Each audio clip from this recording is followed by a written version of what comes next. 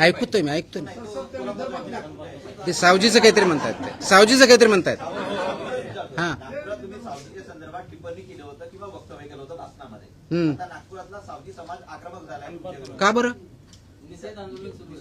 नाही, कशाबद्दल म्हणजे काय? तुम्ही दिशाभूल केला आणि तशा पद्धतीने कशाबद्दलची दिशाभूल केली? तिखट आहे वगैरे हे हा? अधिक तिखट च्या बाबतीत किंवा त्याचा त्रास होतो त्या जेवणाचा. आय थिंक तुम्ही माझं स्टेटमेंट ऐका नीट आणखी परत. माझं स्टेटमेंट परत ऐका. आणि ते लाईव्ह होतं, ते काय असं एडिट केलेलं नाही. Please edit. भाषणामध्ये काही क्वेश्चन आन्सर आले आणि ते अमरावतीचं, नागपूरचं नाही. स्टेटमेंट ते अमरावतीमधल्या भाषणामधलं आहे. तिथं आल्यानंतर त्याच्यावरती विषय आला. त्याच्यावरती माझं कमेंट असं आहे, माझं कमेंट असं आहे, ते जर खाल्लं तर मी 1 महिना आजारी पडेल. हे दुसऱ्याने पडतील असं म्हटलेलं नाही. कुणी खा किंवा खाऊ नका हेही म्हटलेलं नाहीये. मी एवढंच म्हटलं की मी जर खाल्लं तर पडेल. याचा बॅकग्राऊंडही सांगतो. असं तुम्हाला कसं वाटलं असं तुम्ही म्हणा, तुम्ही खाल्लं का? 2008-9ला मी जिल्हा परिषद नागपूरला सीईओ होतो. त्यावेळेस माझ्या एक मित्राने मला ओढून नेलं होतं खाण्यासाठी. ओके, मी बघितल्यानंतरच मला अगदी एवढं लाल वाटलं की म्हणलं मी नाही खाऊ शकणार. नाही म्हणजे एकदम टेस्ट दिसतं लाल आहे पण तेवढं तिखट नाही, असं मला मित्राने सांगितलं. मग मी त्याचा एक घास खाल्ला आणि उठून आलो. मला ते तिखट वाटलं, तेलकट वाटलं.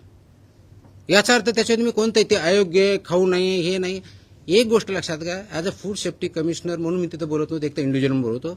आणि असं गृहीत धरलं एवढं ऑइली खाणं आपल्यासाठी चांगलं नाही आहे. म्हणजे किती ऑइली, आता ते पर्टिक्युलर प्रॉडक्टबद्दल बोलत नाही, इन जनरल आता तो इश्यू आलाय.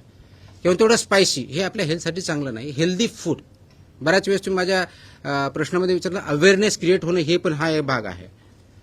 तर याच्याबद्दल मी कोणतीही टिप्पणी अशी केली नाही की त्याच्यामुळे कोणता समाज किंवा कुणी त्याच्यामध्ये हर्ट व्हावं. त्याच्यामुळं असं जर कोणी गैरसमज करून घेत असेल ते माझं त्यांनी स्टेटमेंट जे बोललेलं आहे ते परत ऐकावं व्यवस्थितपणे. ही टिप्पणी मी आजारी पडेल याच्याबद्दलची आहे. दुसरं कुणी पडेल, दुसरी कुणी खाऊ याच्याबद्दल माझी काही टिप्पणी नाही आहे त्याच्यामध्ये. सो त्याच्यावरती याच्यापेक्षा जास्त काही बोलण्याची आवश्यकता नाही. No question. काय संबंध त्याचा? सॉरी, माझ्या विरुद्ध तक्रार नाही केलेली त्यांनी मंत्री महोदयाकडे काही मागण्या केलेल्या आहेत. ते निवेदन माझ्याकडे आलेलं आहे, तक्रार नाही केलेली. सांगतो येतो आता बोलायला लागलो. काय तर बोलायच्या अगोदर तुम्हाला माहिती आहे सगळं तरी परत कशाला विचारता? मग त्यांनी मंत्री महोदयाकडे तक्रार, ते पर्टिक्युलर संभाजीनगर, छत्रपती संभाजीनगर इथल्या लॅबमधली आपली जी लॅब आहे त्याच्यामधल्या कर्मचाऱ्यांनी केलं की आम्हाला सुट्टी दिली जात नाही, आम्हाला अनेक तास काम करायला होतं. पहिली मागणी अशी की त्यांना इतर कार्यालयाप्रमाणे जे 10 ते 6 आहे त्याप्रमाणे ट्रीटमेंट द्यावी. मुळामध्ये लॅब ही इतर कार्यालय नाही. कार्यालय लॅबोरेटरीमध्ये फरक असतो. लॅबोरेटरी ही 24 तास चालणारी संस्था असते, कार्यालय 24 तास चालणारी नसते. जसं की इथलं कार्यालय आहे याचा काय 5:45 ते 6:15 वेळ फिक्स आहे, तसा लॅबचा वेळ हा 24 तास असतो, 8 तास नसतो. पण याचा आता कर्मचाऱ्यांनी 24 तास काम करायचं नसतं, त्यांनी 8 तास शिफ्टमध्ये काम करायचं. तर रोज 8च तास करणार आहे, 8 तासावरती कोणाला काम दिलेलं नाही आहे. आणि शिफ्ट असतील तर 2 शिफ्ट, प्रत्येक जण एकच शिफ्ट करणार, दिवसातल्या 2 नाही करणार आहे. आठवड्यातले 6 तासच करणार आहे. म्हणजे 48 तासाचा जो ILOचा नॉर्म आहे त्याच्यावरती कोणी काम करणार नाही. आणि एकाला कमीत कमी 1 दिवस आपली सार्वजनिक सुट्टी जे म्हणून कोणी रविवारी घेईल, कोणी सोमवारी घेईल. जर 24 तास आणि 7 दिवस चालू होतं, अजून आपण 24 तास 7 दिवस चालू केलेलं नाही. आता फक्त 2 शिफ्टमध्ये 6 दिवसच चालू केले. आणि गरज पडली तर 24 तास 7 तास करावं लागेल, त्या शिफ्टमध्ये करावं लागेल गरज पडली तर. आणि ते पुढच्या काही काळात होईलच, कारण लॅब ही 24/7 चालणारी गोष्ट आहे. त्या दृष्टीनं लॅब, प्रायव्हेट लॅब बघा किंवा गव्हर्नमेंटच्या वेळी त्याला तशाच प्रमाणे चालतात. त्याच्यामुळे पहिली मागणी त्यांची अत्यंत चुकीची आहे, त्याच्यामुळे ती होऊ शकत नाही. दुसरी मागणी जी आहे की त्यांना 10 ते 6 ही वेळ पाहावी, ते होऊ शकत नाही, कारण लॅबचा जो टायमिंग आहे शिफ्टनुसार 8 तासानुसार होईल. तिसरी मागणी जी आहे की आम्हाला सुट्ट्या, आठवड्यातली 1 सुट्टी तुम्हाला भेटते, त्याच्यामुळे तिथं हे काही क्वेश्चन नाही आहे. त्याच्यामुळे त्यांचे काही गैरसमज झाले असतील ते पुढच्या काही काळामध्ये दूर होतील. आता तिथं व्यवस्थितपणे चाललेलं आहे. त्यांना समजून सांगितलेलं आहे की ह्या पद्धतीने काम करणं अपेक्षित आहे. आणि ज्यांना शासन नियमानुसार काम करायचं नाही, they are free to resign and गो.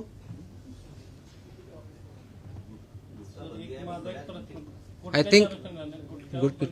हां, परंतु रेल्वेमध्ये खुलेआम गुटखा विक्री केला जातो जे त्यावेळेस स्टिंग केलं. Very good.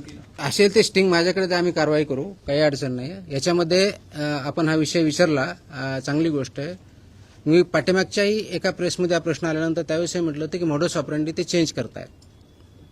तर त्यांनी आता मेजर वाहनाच्या ऐवजी स्मॉल वाहनं आणि आता जसं सांगताय तुम्ही रेल्वे आणि बस याच्यापासून सुद्धा आणण्याची प्रवास सुरू म्हणजे पद्धत सुरू केलेली आहे. गेल्या काही दिवसामध्येच माझ्या सेंट्रल रेल्वे का वेस्टर्न रेल्वे या ठिकाणी त्याच्यामध्येही पकडलं, त्याच्यावरती आपण कारवाई करतोय. ऑफकोर्स ही प्रोहिबिटेड आयटम आहे, जे कोणी करत आहे कारवाई करणं अपेक्षितच आहे, राईट. तर ते बसने आणतात का रेल्वेने आणतात का कशाने आणतात, प्रोहिबिटेड आहे, पकडू कारवाई करू हेच अपेक्षित आहे. आणि म्हणून प्रोहिबिटेड आयटम असताना ती इलिगल ऍक्टिव्हिटी होते आणि त्यानुसार आपण कारवाई करतो. त्याच्यावरती मोडस ऑपरेंडी समोरचा जो व्यक्ती आहे किंवा संस्था आहे किंवा एस्टॅब्लिशमेंट आहे त्याचा मिसयूज करण्याचा प्रयत्न करणं आणि त्याच्यावरती कारवाई करण्यासाठीच कायदा आहे, त्यानुसार आपण कारवाई करतो. कोकण न्यूज डिजिटलला आत्ताच लाईक, शेअर आणि सबस्क्राईब करा.